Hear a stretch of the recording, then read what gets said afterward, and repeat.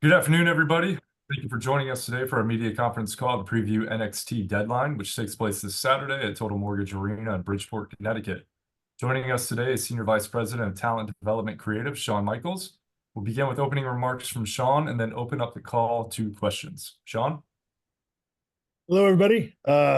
Thanks once again for joining us for the NXT media call for NXT Deadline this Saturday, December 9th, Bridgeport, Connecticut. Looking forward to it. Do not have my usual home field advantage here in Orlando. Actually got the opportunity to come up to HQ in Stamford and see the new digs. Pretty darn impressive, I have to say. But still, again, we're talking about Deadline this Saturday. Ticketmaster.com. Obviously, boys and girls, get your tickets. Big night, final premium live event of the year, not just for NXT, but for the WWE as a whole. The boys and girls from NXT are excited about this one, looking to end the year on a bang. Ilya Dragunov, Baron Corbin for the NXT Championship. We have the two men's and women's Iron Survivor matches, a huge steel cage match with Kiana James taking on Roxanne Perez, and of course the North American Championship, Dirty Dominic Mysterio defending the title against Dragon Lee with Rey Mysterio in his corner. And then the kickoff match, Axiom and Nathan Frazier, which is going to be, everybody knows, a barn burner and a sprint. So anyway, obviously just excited about it. And we can get to the questions. And once again, just want to always thank you guys for doing this with us and for us and helping us out with these premium live events. So ready when you are. Thanks, Shawn. We'll now open it up to questions. We kindly ask that you limit to one question each, and we'll get through as many as we can in the time allotted.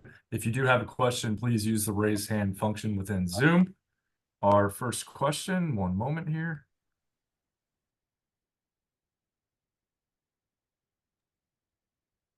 James with Miami Herald. James? Hey, thank you, Shawn. Thanks, everybody. I'm just curious, really, about the women's division. And we saw in the breakout tournament, the finals, Lola Vice winning Kalani Jordan, making it to the finals. Just what are your thoughts of the women's division right now as a whole, and those two in particular? Thank you. Well, again, I think about our women's division, what I think anybody, even with a little bit of brain function, sees in our women's division, which is it's incredibly stacked. It's just amazing to me, our women in NXT and just the depth of the roster that we have. You can see it in the Iron Survivor match, the women's Iron Survivor match. We have 5 unbelievably talented women. But they weren't in it last year. So, I mean, that speaks to the depth. And as you mentioned, the women's breakout tournament, we still have people like Lola Vice. We have Izzy Dame. We have Danny Palmer. So we have so many other women that are not even a part of this PLE. Kiana James, Roxanne Perez, the second women's match on this inside a steel cage. The depth of NXT's women's division, I think, is better than it's ever been. And it's only getting deeper. The talent and just the recruiting process that the WWE and the Performance Center have right now, I think is paying huge dividends for us as a company. Obviously, I think for a long time we've always had most talented women in the world in the WWE performing on the main roster, and I think that's going to continue in the future because the NXT women's division is so incredibly stacked top to bottom. It's not even funny. So our job, strangely enough, is to sort of lose talent. And the thing is, if we do, and when we do, there are so many other women chomping at the bit, ready to raise up. And so, like I said, this premium live event here, you can see we've got 5 women in one match, and we still have 2 women in a cage match. Which again, I think speaks volumes to the depth of our division. Thank you. And nice hat Thank you very much. Our next question comes from Bill Pritchard. Bill? Hey, Shawn, how are you? Well, So I just wanted to ask about Wesley being pulled from the show. Just if you could provide any more details about when the decision to pull him from the show happened and what made Dragon Lee the right person to step in here for the match against Dominic. well, the decision with Wes, what was, pretty darn close to last minute. Wes has been struggling for quite some time. I don't I certainly didn't know the depth of it. I knew, obviously we get medical reports, but it was a decision that Wes made on his own, as he should. I mean, clearly, um, he's a young man that goes out there and just performs like few others. And he had a huge match already going into this premium live event, looking for the North American Championship. But just a day or two before, we had a long talk, and he just did not think he could make it through the match with the pain he was in. And so that was a decision, certainly, that he and our medical team made. It is the best decision for Wes, and that's the only thing in my mind that's important right now. So look, all of this again was last minute. Wes, to his credit, was certainly doing everything he could do to get himself ready for this, but it just wasn't meant to be. So we made the last minute decision. I guess less than 24 hours with Dragon Lee. And I guess the reason I think, because I'll say this, I think there's obviously a story there from before with Dragon Lee. And just from a selfish standpoint for me, I was so looking forward and enjoyed having him in NXT, but I'd be lying if I didn't say I didn't have him as long as I wanted to. And so he's somebody that, again, I felt like would obviously be a fantastic match. He's somebody that I happen to personally enjoy and like, not just as a performer, but as a human being. And again, I know there were matchups that were still sort of on the table for me here in NXT. So I thought that if there was any possibility of those matches being able to happen, the Dragon Lee would be the best fit. So we'll find out Sunday if he can become Saturday, the 9th, if he can become the North American champion. But one way or another, it's great to have him here in NXT, even if it's just for a little bit longer. Yeah, thank you. Looking forward to the show. Thank you very much. Our next question comes from Brad Gilmore. Brad?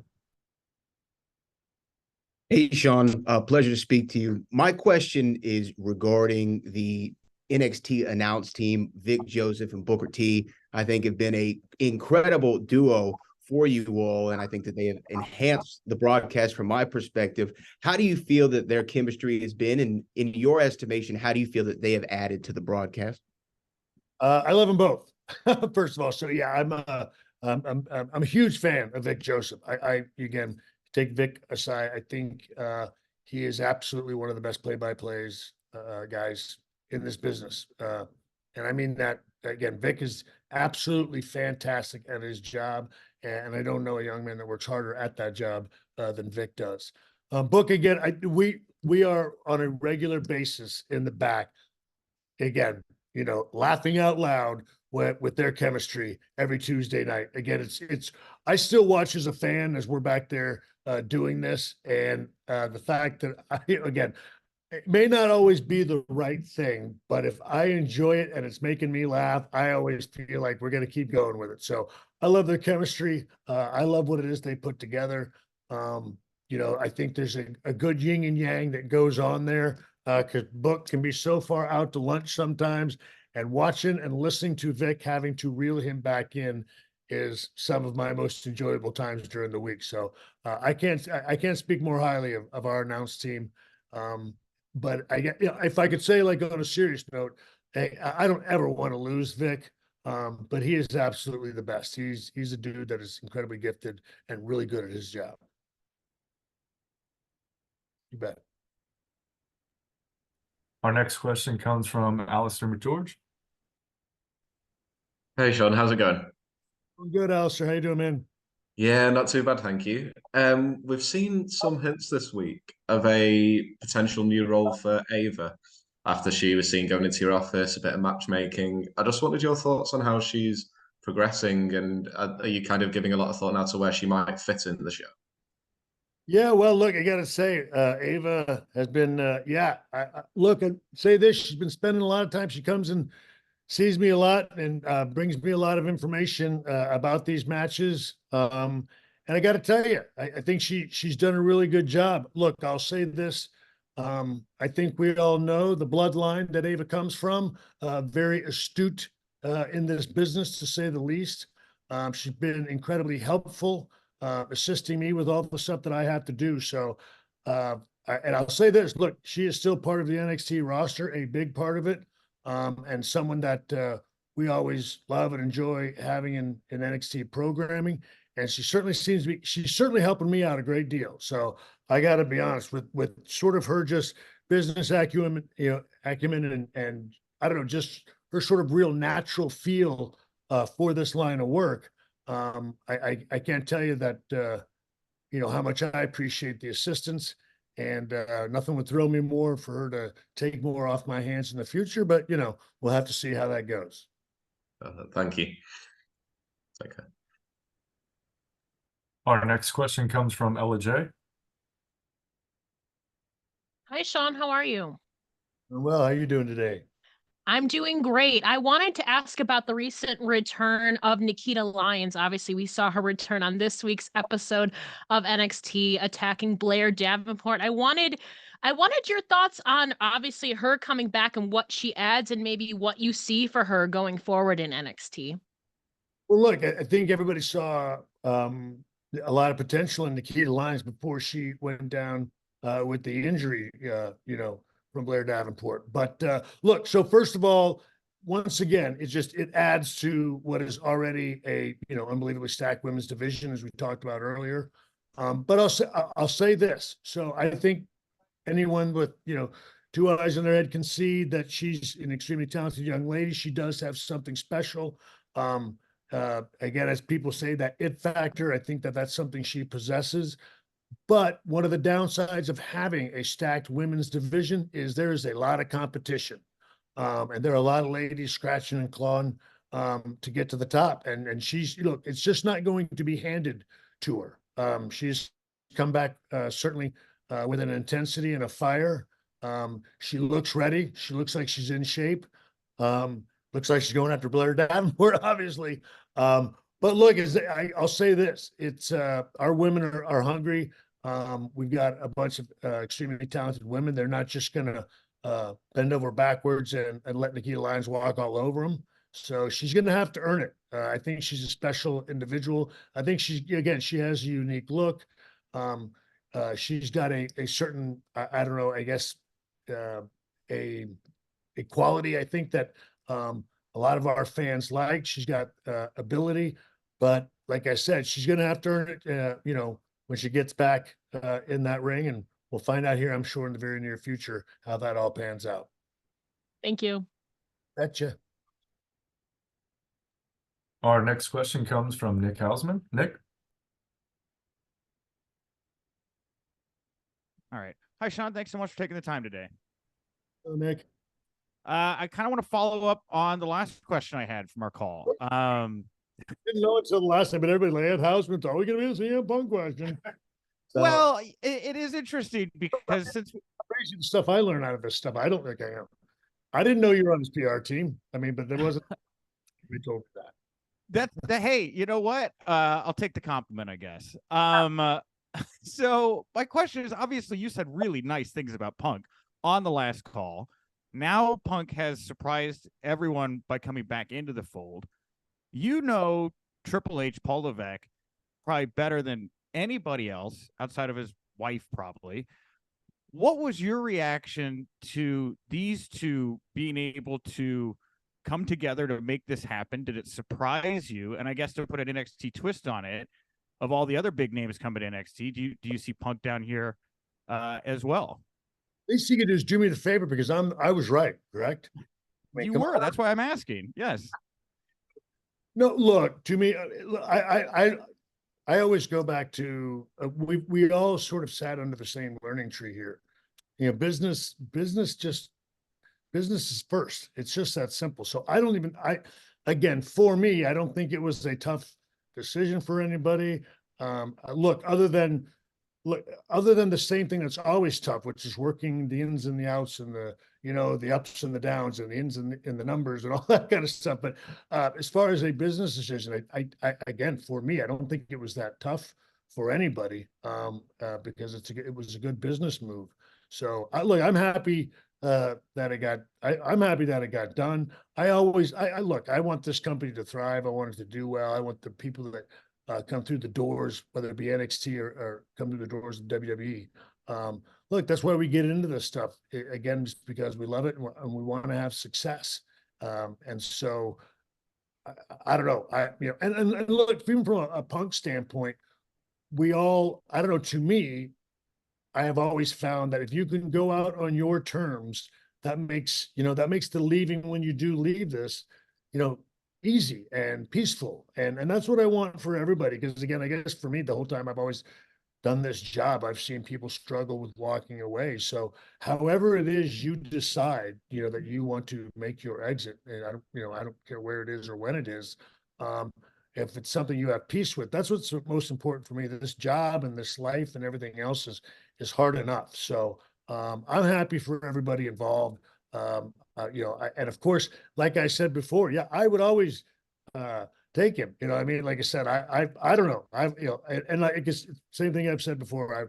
I may not be a compliment to poor Phil, but I always felt like, again, at least from I don't know, we looked at this business a lot of times the same way, and I don't think there's anything wrong with that.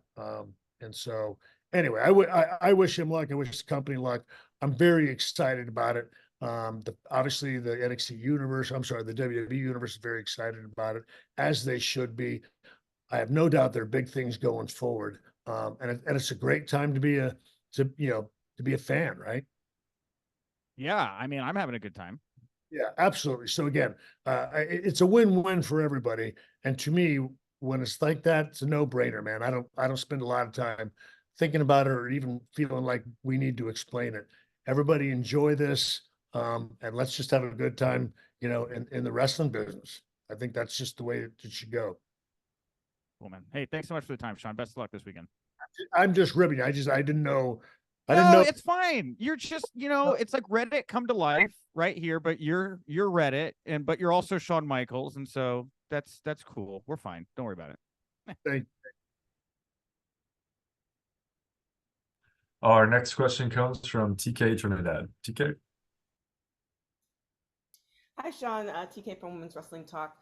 So just a quick question. So you guys are eventually moving on to a CW. So I just wanted to see if you had any plans or things that you're going to be making arrangements for, as far as, camera angles or talent or stuff like that in preparation for that move. Well, like that move's still a bit of ways off in 2024, but we're extremely excited about it. Again, obviously thrilled about that, that new partnership with CW here in 2024. But again, the partnership that we've had with USA has just been phenomenal. They have been absolutely fantastic and so supportive throughout the years. Certainly, I guess from my personal standpoint, from a WWE time, I did a lot of stuff that got in trouble with the USA Network, and they were always just fantastic with us. So can't thank them enough for the partnership that even NXT has had over the past several years. And look, we want to finish out strong in that partnership. But look, I'd be lying if I didn't say we were very excited about the future with CW. More of those things will come as we get closer, though. I have no doubt. I certainly plan on, getting as many big and special opportunities as we can and blowing it out in 2024 with the CW network. But we've got a ways before we get there. So going to finish strong for USA and then make a big blast when we hit CW. Awesome. Thank you. Yes, ma'am. Our next question comes from Nim Zazah. Hey, Shawn, hope you're going well. Going well. Thank you. Now, I just want to quickly mention last year, Grayson Waller from Australia is the one the men's Iron Survivor Challenge, and we've seen where that has gone and taken him. Doing great things on SmackDown. Last year, the match was a bit of a mystery. It was an unknown. We hadn't seen it before. But now that we know what the match is like, we know what winning it can do for your career. Do you think that adds pressure to the superstars, not just the men, but also the women that are in the Iron Survivor matches this weekend, now that the bar has been set?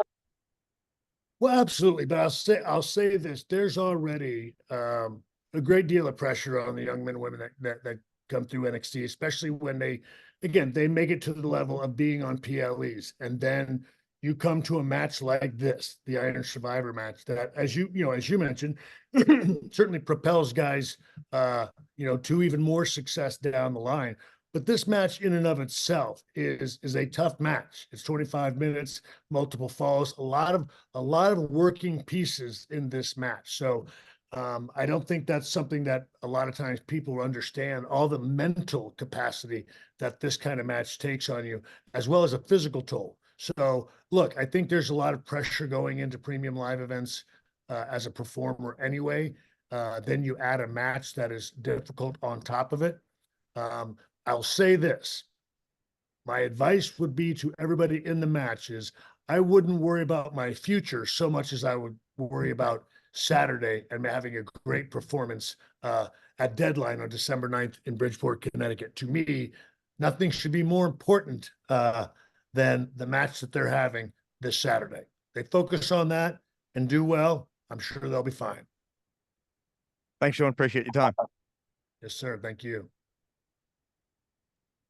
Our next question comes from Mike Johnson. Mike?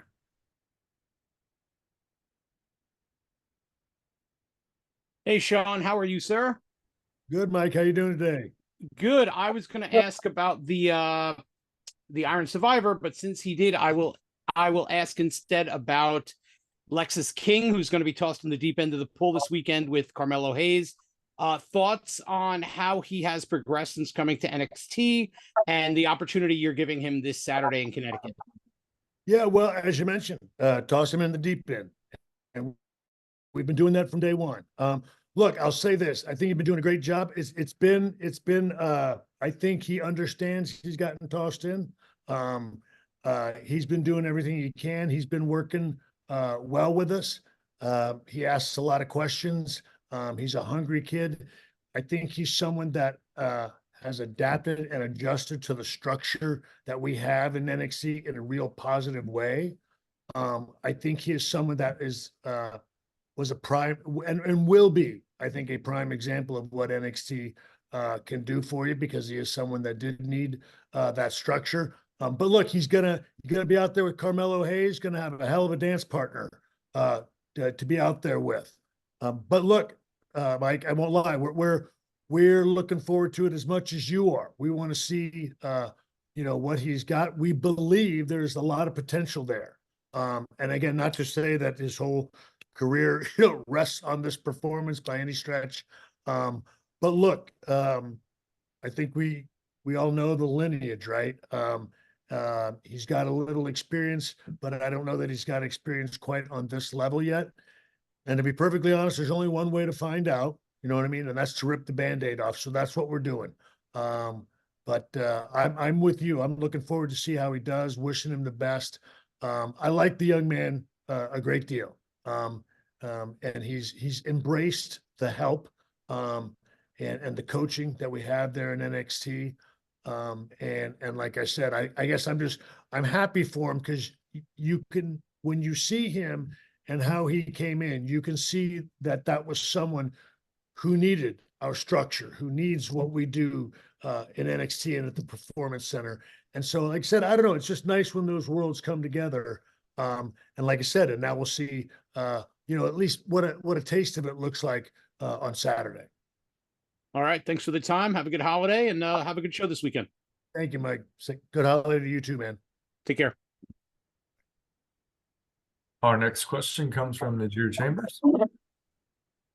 Hey, good afternoon. My name is Nigel Chambers of Big Go Media. Shawn, how you doing today? Doing well. Thank you very much. Absolutely.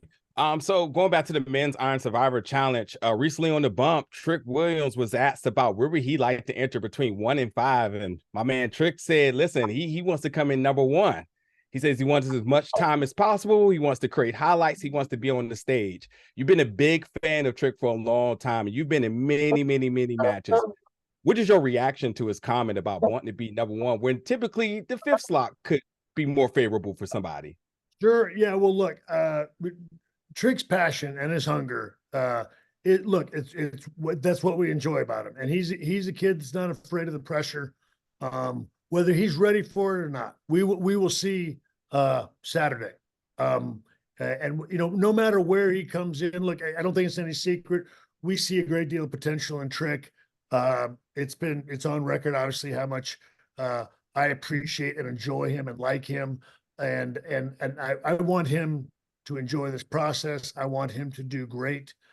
He's a young man. Again, he does. He's somebody that desires that spotlight. He's not afraid of it, whether he should be or not. I mean, there are times that, Trick is not afraid to get out there and stumble right in front of your face, and he'll get right back up and give it another shot. So look, I appreciate that about him.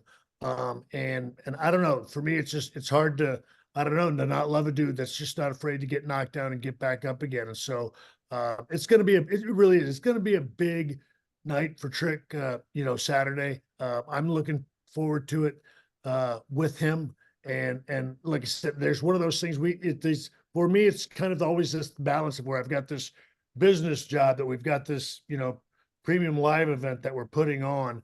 But then there's different opportunities that we've there's one for Lexus King, there's one for Trick, there's Briggs out there, Fallon Henley, Kalani, we've got a lot of people that are stepping out into that spotlight for the first time.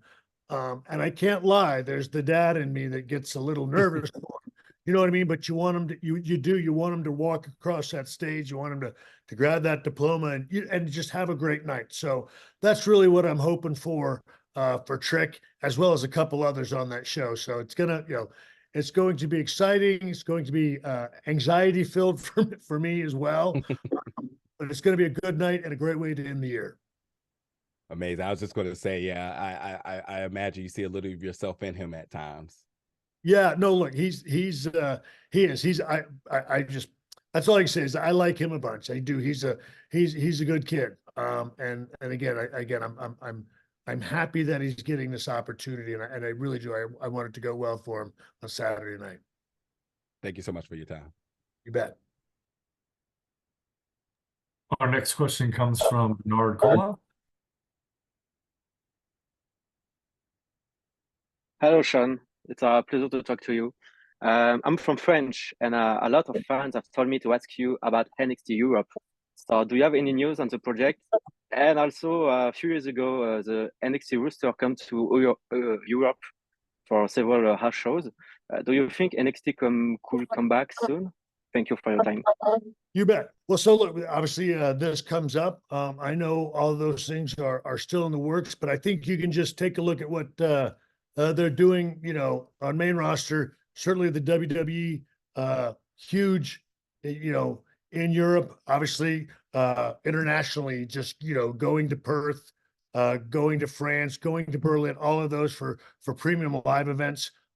So those, to me, those kinds of moves from just a WWE standpoint are always encouraging. Right now, if I'm honest, can't say that there's, I have any more insight on that other than I know that it is still a huge drawing point for the WWE as a whole. Europe is just a hotbed for us. So when that day comes for NXT Europe, we're going to be ready to go.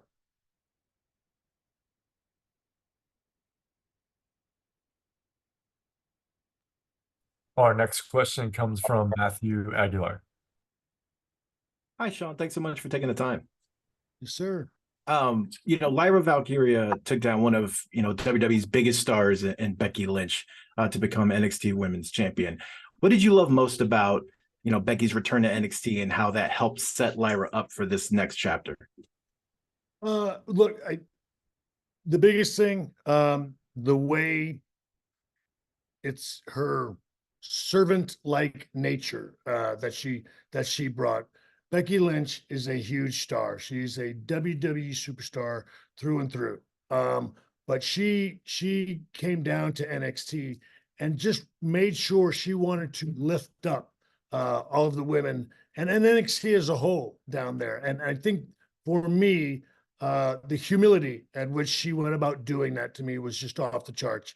And that's what I appreciated so much about her and doing it. At no time did Becky ever carry herself in any way other than a humble, just unbelievably professional, class young lady, and I thank her for that more than anything else. She did a great deal for us, and was good from a rating standpoint. Was great from just professionally to get to work with. Was great creatively for us, and then also did everything that she could to lift up our women's division, and to also continue to work with a number of the young ladies. She never once didn't have time. Whether it was getting in there physically or helping them verbally. And that's something that, again, people don't have to do that. They choose to do that. And when the way she went about doing that, again, was incredibly respectful to me.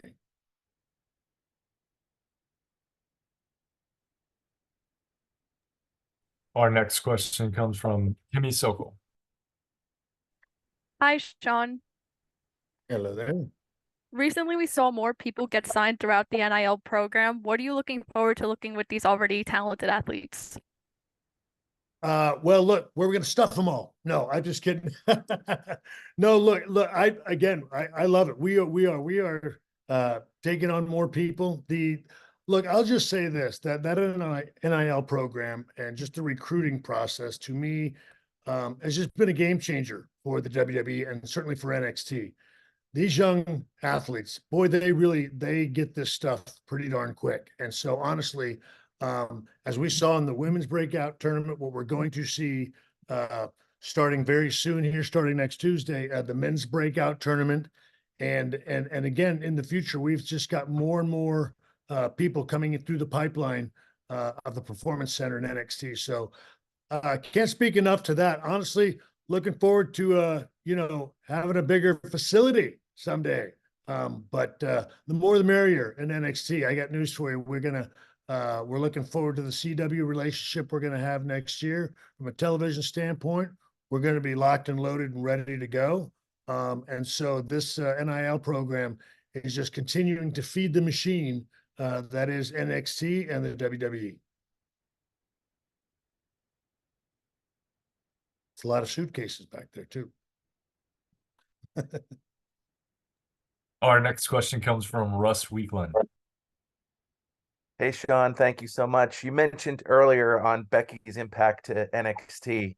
To expand on that, we're going to see Baron Corbin have a huge match at the show this weekend. What kind of bar is set when the main roster people come down to NXT that you definitely need to see? Because I'm sure it's different for each superstar, but how could you expand on that? Well, to me, I think what I appreciate most about the main roster people, when they come down, look, they have, if they so choose, they have the choice to come in and, I don't know, maybe phone it in, not do it as passionately, or look at it as another day, that they have to be on the road.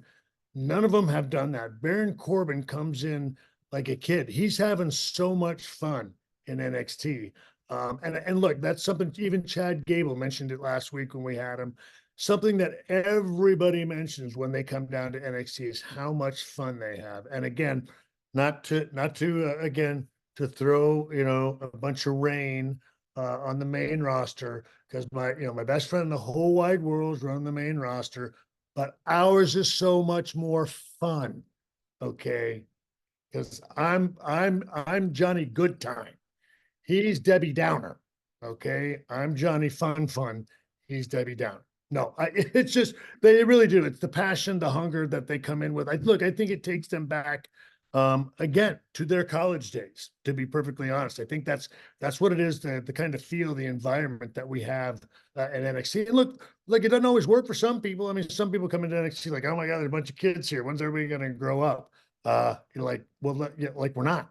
That's the whole point of being in NXT. So it is. They come down, they have fun, and I think. But to answer your question, I think a lot of times our young talent sort of expects them to maybe, I don't know, carry themselves a bit more stiff and be a bit more proper, but they actually relax and enjoy again, the environment that we have. And I think it makes, our talent look at that and be encouraged in the fact that, like, holy cow, 5, 10, 15, even 20 years down the road, I can still be excited about doing this job. And look, I think, in my personal opinion, that's the only way to do it. But it's one thing for me to say it, you know what I mean? And it's another thing for them now to see it walked out in front of them by the men and women that are currently doing it. Thank you, sir. Our next question comes from Jeremy Lambert. Hey, Shawn, thanks for doing this today. Yes, sir. I wanted to ask about McKenzie Mitchell. She was released the last week, I believe, and it was the only release. But did you have any insights on McKenzie being released and any further comments on it? No, I don't. Look, just McKenzie's always going to be part of the NXT family, and I mean that sincerely. But look, no, it was something that obviously took me by surprise as well. My understanding is there's just some areas where we have overlapping jobs. And there were going to be changes. There are a lot of things that go on within this company that are way above me, and so this obviously was one of them. But look, we hope that, like we always say here, I will say the door is always open here in the WWE. I think in my opinion, McKenzie will always be part of the NXT family, and it doesn't mean that we can't revisit that relationship somewhere down the road. Good Lord willing. But obviously it's a loss to us in NXT. But the machine, as always, has to continue to roll on. And we will obviously do that. And obviously, we will miss her greatly because everybody absolutely loves and adores McKenzie. Thanks, Shawn. Good luck on Saturday. Thank you very much. Our next question comes from Vineet from News 18.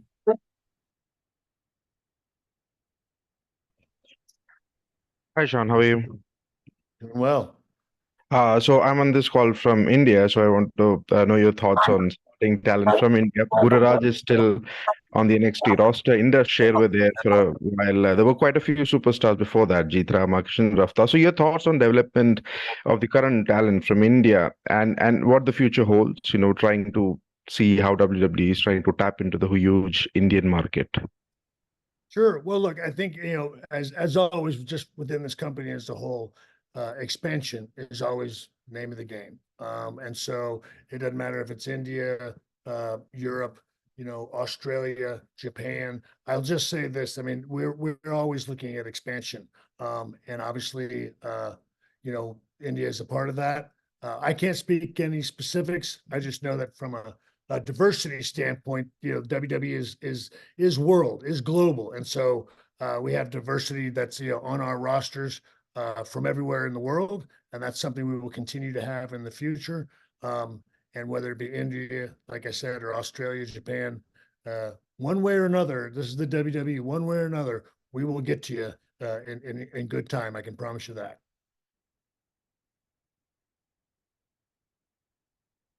Sir.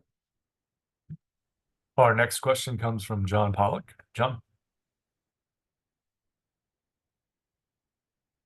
Hey, Shawn, I just wanted to ask you a bit. In the past, you had mentioned that a big focus of NXT was the 18 to 34-year-old demographic. And we've seen over the past year, those numbers are up about 50% from this time last year. In your creative capacity, what have you found have been some of those differences that have contributed to that growth? What works for that audience that is very hard to reach in television? And maybe conversely, what also doesn't work for that younger audience that you've tapped into over this past year? Well, so I think my feeling is, again, a lot of it is just the movement of the show. Our show moves very fast. And I think that's something that resonates with that audience. And I'll also say, again, that it's a variety show. It's sports entertainment. We have, I think, something for everybody. That's certainly for me what I believe is resonating with that audience. It's quick moving. It's going from one scene to another. It's almost, again, almost like scrolling on your phone sometimes. Some of the segments we can go from, a chase segment to a backstage promo to into the ring, to a shot that happens from the performance center, to an offsite, maybe with the family, at the restaurant. So we've got a lot of different atmospheric aspects to the NXT show. And I think that's why, again, I do say, that we're the best 2-hour wrestling television show on TV today, is because we have so much variety. And that's something that, being there in Orlando and at the Performance Center allows us to that a lot of times other people don't have. So I think that's one of the things that resonates with it. Look, and we're also, we have, we have younger writers on our show. Yes, the old, Papa is obviously, the man sort of, making the final decisions, but at the same time, we're always trying to, trying to think of stuff that's, again, natural and what's going on today. Certain emotions are there regardless of age group, right? Anger, jealousy, joy, happiness, I don't know, being hurt, being any type of emotion that you have under the sun doesn't really have an age group. But I think if you can sort of find yourself tapping into all of those emotions, that's what sort of attracts that 18 to 34 audience, if you ask me, because again, I think they are a bit more focused on that aspect of television. Again, my 2 cents. Thanks a lot for the answer. Thank you, sir. Our next question comes from Lewis Browning. Hi, Shawn. Great to see you. How are you? Great. You mentioned at the start of the show how this is the last premium live event of the year, another year of progress for WWE and you guys as well. How do you assess the year as a whole? You mentioned it was, it's very fast moving, that sort of thing. And what would Saturday be that would be a successful show for you to end the year? Well, I think, again, I think having a great show top to bottom. Honestly, that's what, from an NXT standpoint, even from a WWE standpoint, going into the holidays, the premium live event, we obviously we want to continue to, expand storylines, continue to grow, continue to, again, develop all of the stories that we're doing, but we're going to be coming, into the holidays here. And so I think you just want to end the year with a bang. And look, it won't be long. It'll be 2 or 3 weeks before we're saying, start the year with a bang. That's the reality of this is it is a weekly live television show. You either enjoy that if you're in this line of work, or you don't. And if you don't, you shouldn't be in this line of work. So look, you're only as good as your last television show. Right now, a premium live event is what we're focused on for this Saturday at Deadline. And the men and women of NXT are ready to go. So look, I guess what I want top to bottom, a quality show that you, again, the people who watch it, the people who invest your 2 hours a week with us at NXT, want you to enjoy it. Again, I said it earlier, we all sat under the same learning tree, and the reality is we put ourselves in the seats, and I am still a wrestling fan. And so that's what I want. I want us to put on a great show that you all enjoy and that you all say like, dang, I love NXT. I love what they're doing there. I'm going to continue to support it. And sounds unbelievably cliche, but it is in fact the truth. You bet. And our final question comes from Steve Hall. Steve? Hello, everybody. Hey, Shawn, my baby's asleep, so no baby today. Sorry about that. I have my dog is sleeping over there. We can show my dog if you want. But though so much been happening with NXT, and recently a former NXT talent, Swerve Strickland, said that you used to sit down with him for hours and watch old indie matches of his and critique and share what he could do better in the ring today. Do you still do that with current talent today? Do you sit down for an hour and go over old tape with them and say, all right, what did you do and what can we do now with your talents? I do. Look, I don't get as much time as I used to have when I was just in the coaching role. But no, that is something, and especially in the last 6 months, Matt Bloom and I have really tried to make sure that I take a couple times, every other week, to make sure that we get in there with talent and go over their matches. I absolutely do. It is very. I can't do it to the extent that I used to, but I don't like it when, again, they don't have the feedback coming from the guy.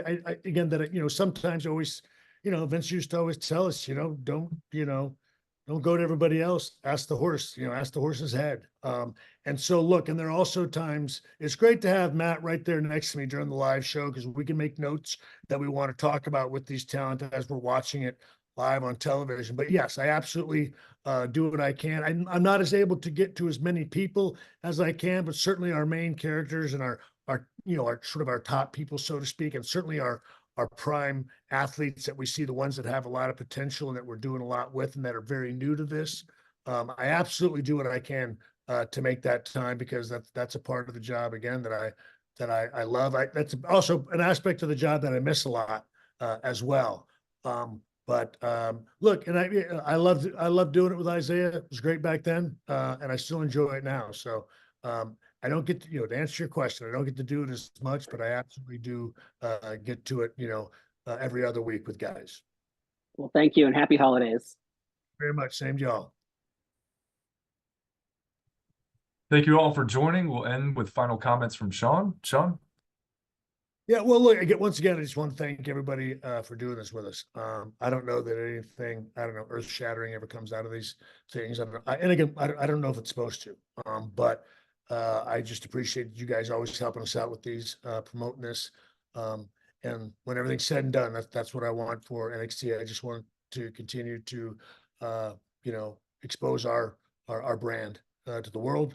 You guys are a big part of helping us do that. I recognize that everybody's base is a wrestling base, but there are times, I don't know, maybe sometimes we're losing some of them. We're not connecting with some of them, and you guys are our conduit to that. So thank you all for helping us out on this. And I do want to wish everybody a fantastic holiday, and we'll see you next year, because I'm going to be hitting you guys up again in no time at all. So thank you all, and happy holidays. Thank you all again. A replay of today's call will be available shortly. You may now disconnect.